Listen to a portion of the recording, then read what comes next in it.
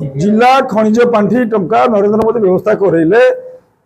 टंका राज्य को न जाएगी सीधा सीधा जिला को आसीबो। खनिज पांठि टंका को जिलापाल हाथ पांठि करदे जो पीसी कारबार अधिका हम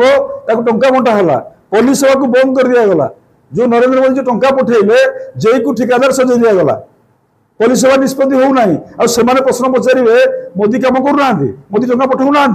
रॉयल्टी कथा प्रश्न पचारे टंका सीधा दिखाई कौन खर्च कर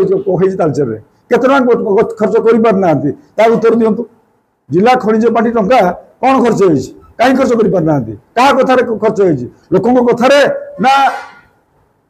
पिसी खिया एम कथार यार तर्जमा हो तर्जमा हो कौन टका खर्च कराई आ सीएसआर पैसा को कि बर्बाद कर प्रथम कही तालचेर विधायक बर्बाद कर तालचेर विधायक